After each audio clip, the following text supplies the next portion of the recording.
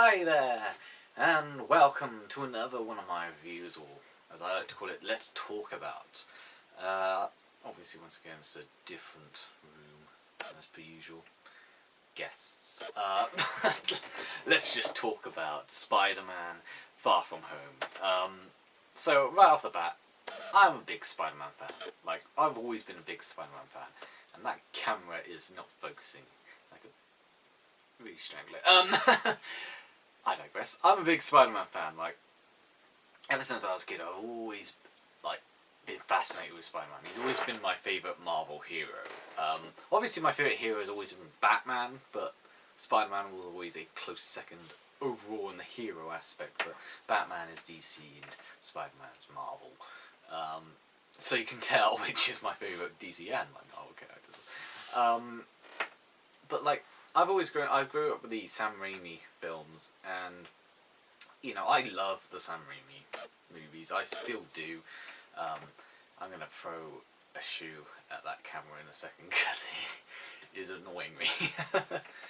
It shouldn't be, having problems with focus, but it actually should be better this time. Strange, but nonetheless. Spider-Man, I grew up with the Sam Raimi films. I absolutely loved the first Spider-Man film, and the second Spider-Man film, spoiler alert, is still my favourite Spider-Man film of them all. Even this film hasn't surpassed Spider-Man 2. Spider-Man 2 is just fantastic. Like, it really is the best of the Spider-Man films. This does come a close second, though. Spider-Man Far From Home definitely comes a close second. And Spider-Man 3, even though it's flawed, it's one of those films that I can still love. And that camera's pissing me off. Holy shit. I've never known it to be this bad with focusing, but at least I know it's recording because it's doing it automatically. Maybe I should put on manual mode. Whoops. Nonetheless. So, when it comes to the Amazing Spider-Man series, I've never really cared for those ones, and I've come to realise one of the main reasons why is because, for one thing, they get rid of all the goofiness that made Spider-Man so popular.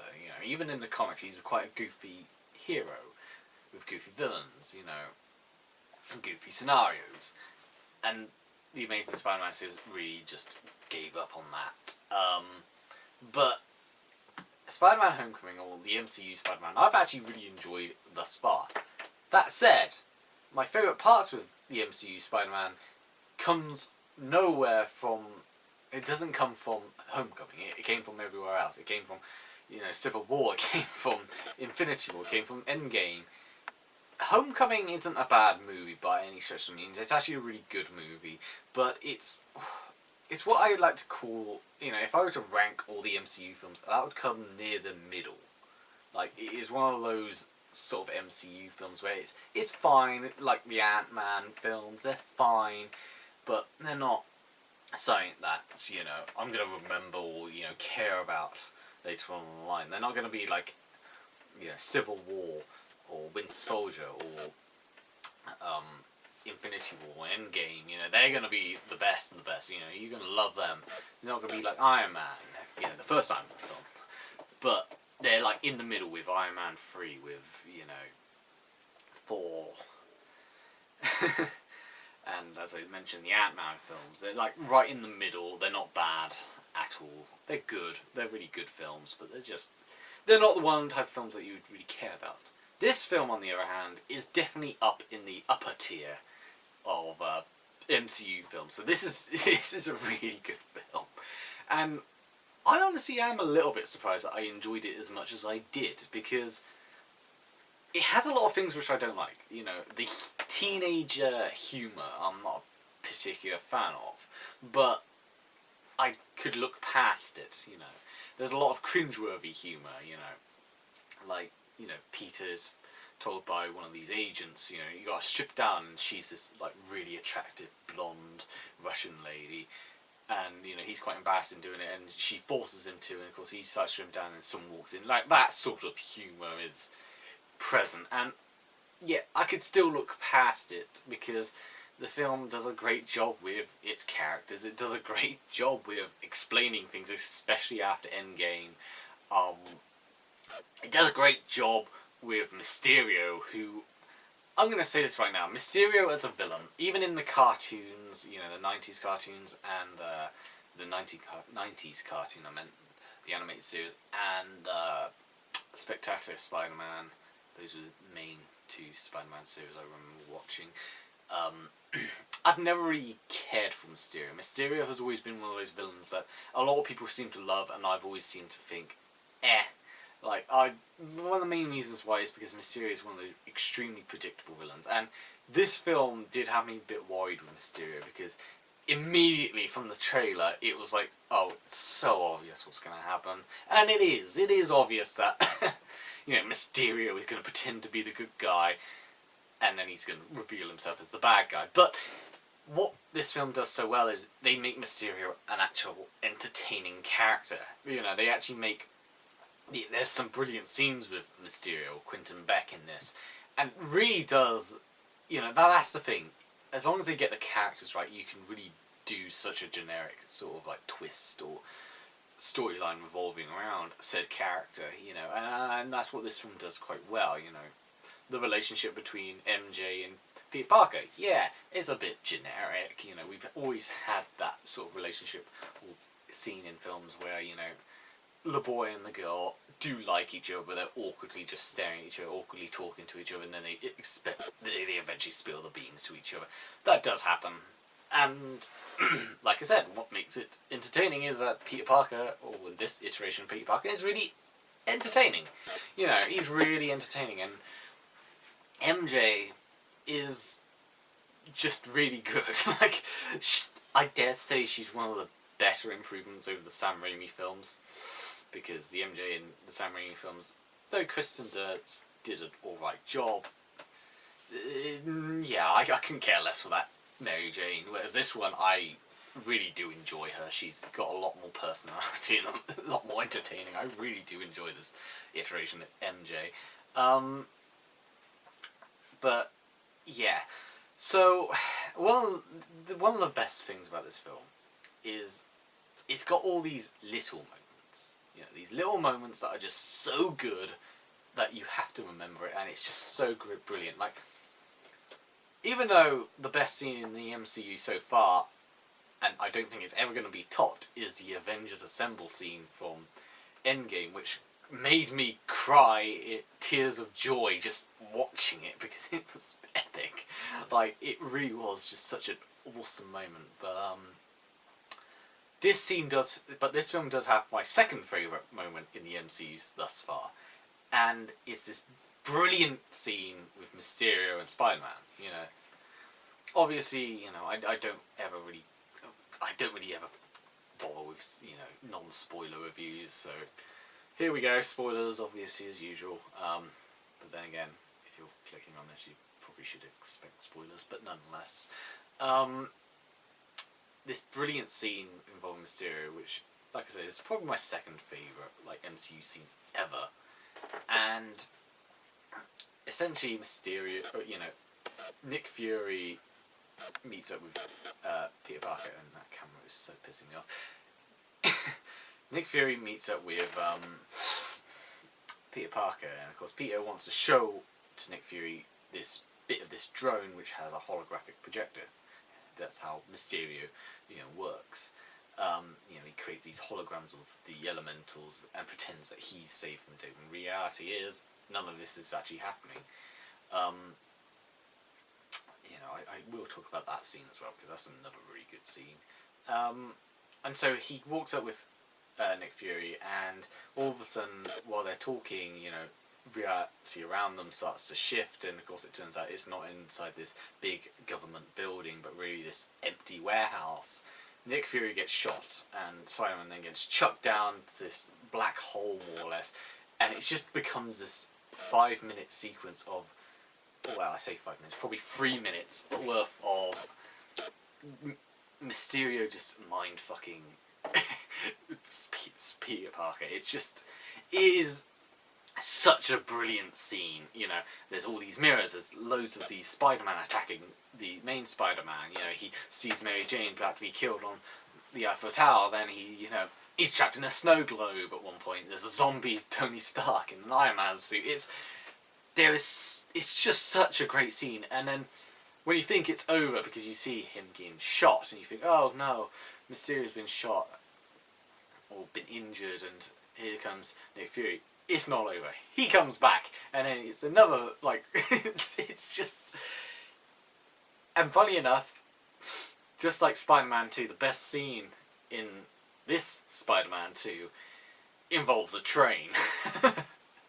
And, I mean, it's not as good as the train fight in Spider-Man 2, but it does end with a train, and the main villain, and our hero, near said train. It is such a brilliant sequence, that Mysterio mindfuck scene. It is so good. And, you know, there's other, like, little scenes that are really good. Right at the beginning, it has, I Will Always Love You, the Whitney Houston song. And it has this, like, really poorly done, more or less PowerPoint presentation styled, or Windows Movie Maker looking tribute film to all of our fallen heroes from Endgame. And it's both funny, but at the same time kind of, like, realistic, because I know for a fact that students from high school, in my case secondary school, would do that stuff. You know, the amount of times we've had, you know, Remembrance Day, and they do this really crappy either dramatization for video or this really crappy, like, presentation, and it's so poorly done, like with, you know, watermarked images or stuff like that. You know, GIFs or really poor, like, green screen effect and poor acting, you know, from our own students. It's like, I know that from experience, and that is so realistic. But it not only does that, it also has a great, it's also a great way of explaining what the hell happened as a result of the blip, as they call it, the reverting of the snap by Thanos. And it shows that this one clip of this, like, handheld cam shot of them, like, looking at like a marching band, and then like half the band disappears, like some of the students that start vanishing. It's all like, oh, panicky, and then like 5 years later they're playing a basketball game in the exact same spot, and then all of a sudden the band just pop out of nowhere and they smack into them. It's such a, like, little scenes like that are just so good, because it just explains so much. Like, I won't deny the blip, like when they come back, there are a lot of questions they still haven't answered. They did answer quite a few, because I like that they had, in the same, like, presentation scene right at the beginning, they have, like, a yearbook of one student that was snapped out of existence, like, before and after, and she's still the same. But they have another student, and he has gone from, like, an 11-year-old to a 16-year-old, and yet they're now in the same year. It's such a weird scenario, and, you know, there's even, like, background chatter. Oh, well, my little brother's now my big brother. It's like, I really do like a lot of the attention to detail given to these little moments, and that really does make it such an enjoyable film. They even say pizza time in this film. They even say pizza time. That's how much care was put into this film. They even say pizza time. If that isn't, like, enough to say, oh, we're taking the mantle from you, Spider-Man 2, although Spider-Man 2 is still better by every meaning of the word, but you know what I mean. It's like carrying on the legacy, and it's, I haven't even gone to the end credit scene, you know, not the second end credit scene, that one was not worth waiting for, but the first end credit scene, or mid credit scene I guess you call it, they bring back a character, and, well, I'm going to just say it anyway, it's Jameson. They've brought back Jameson, and he's played by J.K. Simmons. It is perfect, and he fits the role so well. I won't go any further than that, but let's just say it really does make you interested in seeing what the hell's going to happen next, because of this shocking moment right in this mid-credit scene. So, there are some flaws with this film, you know. There's flaws with all the Spider-Man films. Like, Spider-Man 2 is probably the least flawed of them all, but even then there are a few flaws here and there. One of the biggest flaws for me is Mysterio. Now, I won't deny, it's probably because of my bias against Mysterio, because I've never really cared for him as a character. But one of the things that really annoyed me about Mysterio is, once again, we are treated to another Stark employee, or another rival of Stark, another, disgruntled Stark. It's the same sort of villain we've seen time and time again. And I watched the Captain Midnight review of the Spider-Man Far From Home, and he does make a good point that, in a sense, Spider-Man is picking up the pieces that are left behind by all the other heroes. But still, you don't always need to rely on Tony Stark and his, cocky personality and firing this, that, and the other just to create a villain. You could have, if you really want to go there, have Dr. Octopus be just some scientist, some scientist on his own that never got any credit for anything he did, because it's always been overshadowed by, Stark or something like that. He's not necessarily working for Stark, and he isn't a disgruntled employee, and you don't need to go into detail, and that's why he wants to be what he is, But with Mysterio, they do sort of make it... It's understandable, though, with Mysterio, but at the same time, it's like, can we have enough of this former Stark employee business? It really is getting quite old. That said, when Mysterio does reveal himself, and he is having this big old toast with all of his henchmen, there is this beautiful moment where one of the henchmen just so happens to be this random ass scientist who, Ironmonger, I forgot the actual, character's name, but I know he was Ironmonger at the end of the first Iron Man film, of him yelling, but Tony Stark built this in a cave, and that scientist, that fat little scientist, bold scientist, he has returned, and is a pretty major villain in this.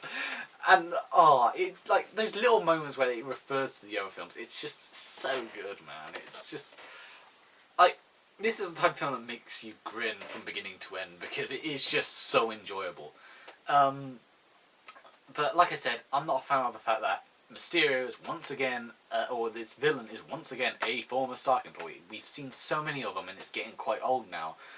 What's next? Are we going to have a Green Goblin, which isn't, Oscorp creating, weapons and going insane after having Goblin serum? No, it's going to be a former Stark employee who's disgruntled and, is using Iron Man tech to build his Green Goblin suit. I don't want to see any more Stark employee villains. It's getting old. But, the other flaw I have is with the second end credit scene. And that is, that, rumour or joke that was going about when Captain Marvel was released, about, oh, well, it's clear that, Nick Fury is in fact a Skrull. Well, they play on that idea by having Talos and his wife being Mariah Hill and Nick Fury. It does make you question a few things. A, was that really Nick Fury at the end of Endgame? Or was that Talos? And it just raises so many questions. That's one of the questions. But there are, certain scenes where it's it wouldn't make sense if it was Talos and his wife. Because it feels more like Nick Fury and Mariah Hill, considering what we've seen. It actually gets you quite confused. I mean, maybe I'm overcomplicating it. I probably am. But I don't know, I'm not a fan of the idea of it being Talos and his wife posing as Nick Fury and Mariah Hill. I would have preferred it if it was the real Nick Fury and Mariah Hill. And I still don't understand what's with all the spaceships and stuff they're building at the end there. I probably will need to look into that. But nonetheless, this film has so much in it. It's so many great moments. Like I said, it's a film built up on smaller moments, which all encapsulate a big film, which is just enjoyable. The fight sequences are fun, and the fight against Mysterio at the end is pretty damn amazing, or at least Mysterio and the drones. You know, Mysterio's big speech to all his henchmen. There's just so much great moments in it. You know, the Mysterio mindfuck scene is just the best part of this entire film. And there's also this other wonderful moment where Happy, you know, God, I love Happy. He's with, you know, Peter, because he picks him up after Peter has been hit by a train. He survives, obviously, and he's dumped in a prison in Norway, is it? I think it was Norway. And Happy comes picking him up in, like, the Stark jet. And he has a mental breakdown, Peter, because this is something that I also really like about this film. It does delve into something that I really enjoyed in Spider-Man 2 in the Rami trilogy, in that Peter just wants to have a normal life, and instead he's bogged down with responsibility, and if he isn't, you know, Spider-Man, then people suffer. But then again, if he is Spider-Man, he loses his social life, and it's always that, you know, you gain something but you also lose something as well. I've always enjoyed that by Spider-Man. You know, Spider-Man's always been one of those great heroes, you know, unlike, you know, I'm not saying that Batman and Iron Man are bad either, because they are great heroes, but the thing of it is, difference between Spider-Man, Batman, Iron Man. Batman and Iron Man, even though they're from two completely different universes, but for the sake of just talking about it, they are both billionaires who have high-tech suits and high-tech, you know, gadgets. And they play off this cocky, you know, arrogant personality on the outside, but really on the inside they are this serious, want to save the world sort of heroes. Spider-Man has always been just the opposite. He's just a weakling on the outside, and he is a menace to society, as Jameson would say, but this hero that screws up all the time. And that's something about Spider-Man I've always liked, because he isn't a completely strong, indestructible hero. He is flawed, and this film does that really well, because he has almost an anxiety attack right at the beginning when he's, you know, talking to a homeless shelter, which, by the way, this homeless shelter is built up because after the snap, people moved into homes which, you know, obviously were already occupied before they got disintegrated, which I thought was quite... which is another great thing, which I thought they brought up. Although there are some things they still haven't brought up, like what if about people that may have died in accidents or committed suicide during those 5 years, you know, or, you know, people that would have married someone else and had families with someone else instead of, you know, their partners. You know, there are some things that I know they probably wouldn't have gone into, but there are other questions I would like answered. Or like, what if, that's another thing, what if someone were to, you know, say for example, you know, someone standing here by the time of the snap, they disappear, and then 5 years later, another person is standing in the exact same spot at the exact same time that they come back. What would happen then? Do they like just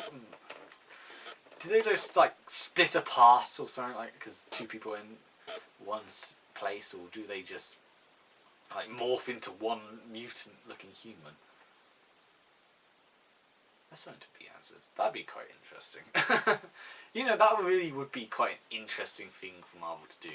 To do, like, not necessarily a superhero film, but do more or less like one of these, like, try to do like a thriller or horror film based around like the 5 years where things have gone horribly wrong because of the snap. You know, I think that's quite an interesting idea that someone could like make some sort of like fan film or fan fiction about, because it would be quite interesting to see that.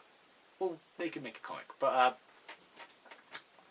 yeah, back to where I was, which was the happy plane scene where Peter has a mental breakdown because he doesn't want to do this. He just wants to live his normal life, but then he screws up because he, you know, he trusted someone that was bad, and he feels responsible for it. And not only that, there is this idea of Peter Parker or Spider-Man having to live up to Iron Man, and he doesn't feel like he could. He feels like he's not going to be like Tony Stark, and he won't. That's the simple truth. Tony saved the entire universe. You know, he got rid of the ultimate evil, which was Thanos and the Black Order. You know, he saved the day, and it's not. You know, Spider-Man is never going to live up to that, and he knows that. But there's this wonderful scene afterwards where they're about to face Mysterio for one final time in London, and Peter's messing around with Tony's gadgets and he's creating a suit inside the plane. And Happy looks at him and he has this sort of sad but like really happy smile to him. Peter looks at him and he says like, what? And Happy just says, oh, nothing. And then he walks back. It's, like I said, this film is filled with little moments that are just perfect. And it all combines into just a really, really good film. And if you haven't seen it so far, you definitely should. Of all of the 3 MCU films this year, obviously Endgame is number 1, but this comes definitely at second. In fact, I like overall when it comes to my MCU scale, I'd say this is probably my 4th favourite now. Like, it's beaten Winter Soldier. It's now the 4th favourite, with 3rd being Civil War, 2nd being Endgame, and number 1 being Infinity War. Like, I think that's how I'd rate them. Because this is really, really good. Totally recommend it.